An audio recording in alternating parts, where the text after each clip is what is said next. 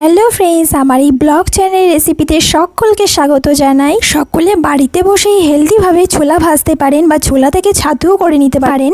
তো চলো দেখে নেওয়া যাক কেমন করে। দোকানে পাওয়া যায় দু রকম কোয়ালিটির ছোলা আছে। তো একটা একটু ফুলো ফুলো, একটা একটু চেমসে মানে ছোট ছোট। তো দু রকমও সেটাও হতে পারে। ছোটোটা একটু মানে কম ফুলো ফুলো হবে আর বড়টা একটু বেশি ফোলা ফোলা হবে। তো আমি ছোলাগুলো ভালো করে একটা ছাঁকনির মধ্যে আমি ধুয়ে নিচ্ছি। তো তোমরা সকলে বলবে যে পাগল নাকি ছোলাকেও ধোয়? হেলদি জিনিস খেতে গেলে তো একটু পাগল সাজতেই হয়, কি বলো তাই না?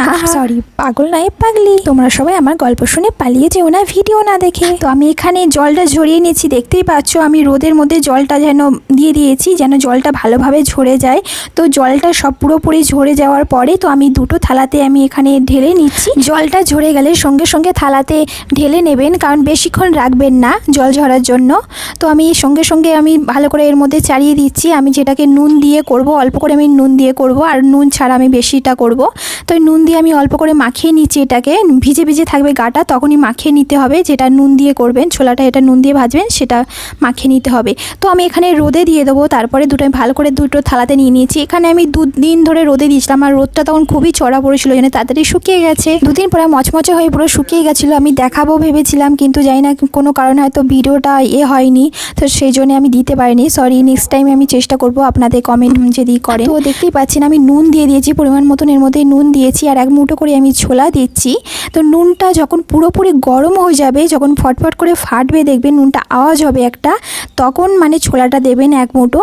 ছোলাটা কিছুক্ষণ নাড়ার পরে ধিমে দিয়ে দেবেন আঁচটা, মানে হালকা করে দিয়ে দেবেন আঁচটা, যাতে পুরোপুরি পুড়ে না যেন যায় ছোলাটা। যখন দেখবেন ফুলতে বা ফাটতে আরম্ভ করছে ছোলাটা, পুরো মানে এরকম সাদা সাদা হয়ে দেখবেন ছোলাটা ফুলে যাচ্ছে, তখন তাড়াতাড়ি আঁচে দিয়ে নামিয়ে নেওয়ার চেষ্টা করবেন।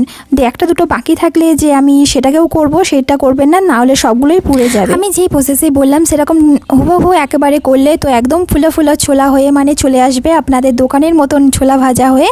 তো দোকানে কিনতে হবে না দাম দিয়ে, তো ছোলা বাড়িতে কিনলেই ভেজে নিতে পারবেন। একদম ইজি পদ্ধতি, কিছুক্ষণের মধ্যে ছোলা করে নিতে পারবেন। আপনারা যদি ছোলা না ধুতে চান তো দোকানের ছোলা কিনে এনে একদিন শুধু রোদে দেবেন, তারপরে ভেজে নিতে পারবেন। সেটা তো একদম দারুণ ছোলা ভাজা হয়ে যাবে, অসুবিধা কিছুই নেই। মানে আমরা ছোলাটা মানে খোলাও খেতে চাইছিলাম, ছোলাটা খোলাতেও প্রোটিন আছে, সেই জন্য আমরা ছোলাটা খোলা ফেলতে চাইছি না।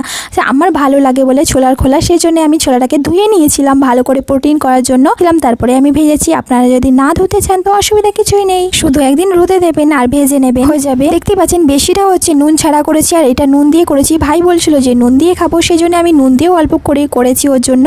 তো আমি বেশিটা নুন ছাড়াই করেছি। ছাতুর দাম তো অনেক, সকলেই জানেন। তো ছাতু যারা পছন্দ করেন, এই ভাজা ছোলাটাকে মিক্সচারে পেস্ট করে নিলেন ছাতু হয়ে যাবে, হেলদিভাবে বাড়িতে করে খেতে পারবেন।